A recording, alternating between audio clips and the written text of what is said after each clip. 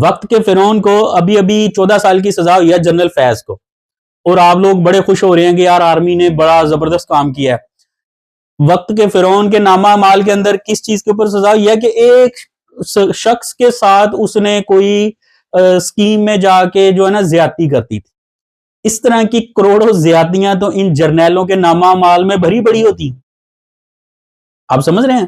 اس طرح کی کروڑوں زیادتیاں ان جرنیلوں کے نامہ اعمال میں بھری بڑی ہوتی ہیں۔ محض اتنی چھوٹی سی زیادتی ایک جرنیل کے لیے کوئی چیز نہیں ہے، وہ اس کی داڑھ کا ایک چھوٹا سا کیڑا بھی نہیں۔ تو بات کو سمجھو، جنرل فیض کو سزا اس لیے نہیں ہوئی، جنرل فیض کو سزا اس لیے ہوئی ہے کہ اس نے پہلی دفعہ ان کو ہاتھ ڈالا ہے، ٹھیک ہے؟ اس نے پہلی دفعہ ان کے اندر ہاتھ ڈالا، ان کے اندر بغاوت ڈالنے کی کوشش کی ہے، یہ سزا اس لیے ہوئی ہے۔ حالانکہ جنرل باجوہ ساتھ اٹیچ ہے، جنرل فیض جنرل باجوہ سے نکل کے کچھ نہیں کر سکتا، دونوں نے وہ تمام جرائم میں اکٹھے کیے ہیں۔ ایک سپہ سالار ہے اور ایک جو ہے نا D G I S I ہے۔ D G I S I لوگوں کو ٹھوک رہا ہے اور میڈیا بتا رہا ہے، اور جو اوپر کا جو سپہ سالار ہے وہ خاموش ہو کے تماشائی بن کے پنگڑا ڈال رہا ہے، اور وہ کہہ رہے ہیں کہ جی جو سپہ سالار ہے وہ معصوم ہے اور جس نے یہ کام کیا ہے وہ گناہ گار ہے۔ ایسے نہیں ہوتا، ٹھیک ہے؟ ایسے بالکل نہیں ہوتا۔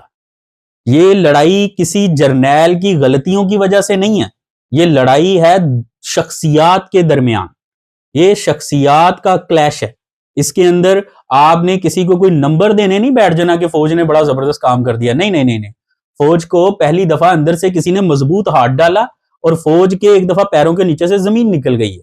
تو جنرل باجوہ اس ہاتھ ڈالنے میں شامل نہیں تھا، ڈیٹس وائی جنرل باجوہ کو کچھ نہیں کہا گیا، ٹھیک ہے؟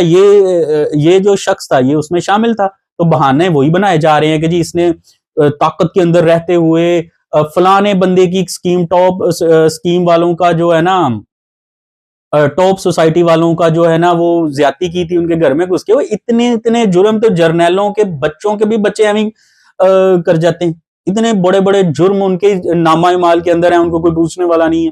تو اس وجہ سے اتنا خوش ہونے کی ضرورت نہیں ہے۔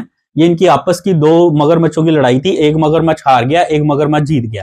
ہمارے لیے یہاں پہ کچھ نہیں ہے، ہماری زندگیاں برباد ہو چکی ہیں۔ ایک نفسیاتی حاکم ہمارے اوپر 2 نمبر طریقے سے مسلط کروا کر جو رکھا گیا ہے، ہماری زندگیاں برباد ہو گئی ہیں، غریبوں کی زندگیاں برباد ہو گئی ہیں، یہاں پر بچے کی زندگیاں برباد ہو گئی ہیں، لوگ بھیک مانگنے پر چل آئے ہیں۔